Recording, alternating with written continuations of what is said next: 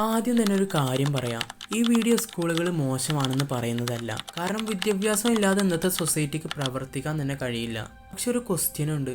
എന്തുകൊണ്ടാണ് സ്കൂളുകളുടെ സ്ട്രക്ചേഴ്സ് ഒക്കെ ഇത്ര കൺട്രോൾ ആയതുപോലെ തോന്നുന്നത്? എന്തുകൊണ്ടാണ് ബെൽ സിസ്റ്റം, റോസ് ആയിട്ടിരിക്കല്, ഒരേ സമയം ഒരേ കാര്യം തന്നെ പഠിക്കുന്നതൊക്കെ?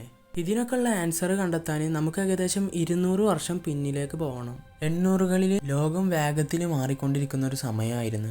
ഇൻഡസ്ട്രിയൽ റവല്യൂഷൻ, വലിയ ഫാക്ടറികൾ, ആയിരക്കണക്കിന് തൊഴിലാളികൾ.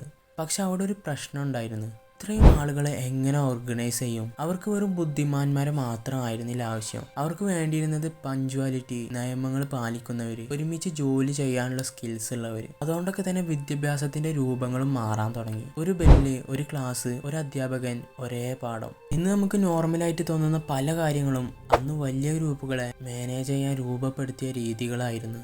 ഇപ്പോൾ ഒന്ന് ശ്രദ്ധിച്ചു നോക്ക്. സ്കൂളിലും ജയിലിലും കാണുന്ന ചില സിമിലാരിറ്റീസ് ഞാനിവിടെ പറയാം. ഫിക്സഡ് ഷെഡ്യൂള്, അറ്റൻഡൻസ്, മോണിറ്റർ ചെയ്യല്, പെർമിഷൻ വാങ്ങല്, ബെല്ല് അടിസ്ഥാനമാക്കിയിട്ടുള്ള മൂവ്മെന്റ്. ഇതൊക്കെ കേൾക്കുമ്പോൾ ചിലർ ചോദിക്കും, അപ്പോൾ രണ്ടും ഒരേപോലെ ആണോ എന്ന്. അതാണ് ഇവിടെ ഇൻട്രസ്റ്റിംഗ് ആയിട്ടുള്ള കാര്യം എന്ന് പറയുന്നത്. പുറത്തു നിന്ന് നോക്കുമ്പോൾ ചില കാര്യങ്ങൾ ഒരുപോലെ തോന്നാം, പക്ഷെ പർപ്പസ് ആണെങ്കിലോ അത് പൂർണ്ണമായിട്ടും വ്യത്യാസമാണ്. പ്രിസൺ എന്ന് പറയുമ്പോൾ സ്വാതന്ത്ര്യം നിയന്ത്രിക്കുന്ന ഒന്നാണ്. എന്നാൽ സ്കൂളുകൾ നോക്കുമ്പോഴോ അതെന്ന് പറയുന്നത് കഴിവുകൾ വളർത്താൻ ശ്രമിക്കുന്ന ഒന്നും. സ്കൂളിൽ വെറും സബ്ജക്റ്റ് മാത്രമല്ല പഠിപ്പിക്കുന്നത്, അവിടെ മറ്റ് പല കാര്യങ്ങളും നമ്മൾ പഠിപ്പിക്കുന്നുണ്ട്. എങ്ങനെ പഞ്ച്വാലിറ്റി പാലിക്കുക, റെസ്പോൺസിബിലിറ്റി, ടീമായിട്ട് പ്രവർത്തിക്കുന്നത്, പ്രഷർ ഹാൻഡിൽ ചെയ്യുന്നതൊക്കെ. ചിലർ ഇതിനെ ഹിഡൻ ആയിട്ട് കരിക്കുലം എന്ന് വിളിക്കും. കാരണം ഇത് നമ്മുടെ റിപ്പോർട്ട് കാർഡിലൊന്നും കാണാൻ കഴിയാത്ത ഒന്നാണ്, പക്ഷെ നമ്മുടെ ജീവിതത്തിൽ ഉണ്ടാക്കി കൊണ്ടുവരേണ്ട ഒന്നുമാണ്. ഒരു പക്ഷേ സ്കൂളിൽ നമ്മുടെ മാർക്ക് മാത്രമായിരുന്നില്ലെങ്കിലോ രൂപപ്പെടുത്തിയിരുന്നത്, നമ്മുടെ ഹാബിറ്റ്സും കൂടെ ആയിരുന്നെങ്കിലോ. പക്ഷേ ഇവിടെ ഒരു ചോദ്യം എന്താണെന്ന് വെച്ചാൽ, ഒരു സിസ്റ്റം എല്ലാവരെയും ഒരേ രീതിയിൽ പഠിപ്പിച്ചാൽ എല്ലാവരും ഒരേ രീതിയിൽ ചിന്തിക്കാൻ തുടങ്ങുമോ? ഇതാണ് വർഷങ്ങളായിട്ട് ആളുകൾ ഡിബേറ്റ് ചെയ്യുന്ന ഒരു ചോദ്യം.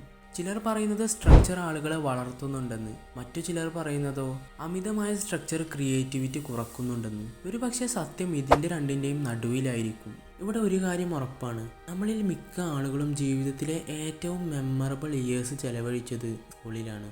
അവിടെയാണ് നമ്മൾ ആദ്യമായിട്ട് ഫ്രണ്ട്സിനെ ഉണ്ടാക്കിയത്, കോമ്പറ്റീഷൻ നേരിട്ടത്, ഫെയിലിയർ അനുഭവിച്ചത്. ഒരു പക്ഷേ ആദ്യ ഹാർട്ട് ബ്രേക്ക് പോലും അവിടെ നിന്നായിരിക്കും. സ്കൂൾ നമ്മളെ സബ്ജക്ട്സ് മാത്രമായിരുന്നു പഠിപ്പിച്ചിരുന്നത്, അതോ റിയൽ ലൈഫിന് വേണ്ട ചില ലെസൺസ് കൂടായിരുന്നു? കാരണം ഡിസിപ്ലിന്, ടീം വർക്ക്, റെസ്പോൺസിബിലിറ്റി ഇതൊന്നും റിപ്പോർട്ട് കാർഡിൽ കാണാൻ കഴിയാത്ത ഒന്നാണ്. പക്ഷെ നമ്മുടെ ജീവിതത്തിൽ അതിൻ്റെ ഇമ്പാക്റ്റ് കാണും. അതേസമയം എല്ലാവരും ഒരേപോലെ അല്ലല്ലോ. അപ്പോൾ എല്ലാവരെയും ഒരേ സിസ്റ്റത്തിൽ തന്നെ ഫിറ്റ് ചെയ്യാൻ ശ്രമിക്കുന്നത് അത് ശരിക്കും ഫെയർ ആണോ? ഒരു പക്ഷേ സ്കൂൾ ഈസ് നോട്ട് പെർഫെക്റ്റ്, പക്ഷെ അതില്ലാതെ സൊസൈറ്റി എങ്ങനെ ആയിരിക്കും എന്ന് ഇമാജിൻ ചെയ്ത് നോക്ക്.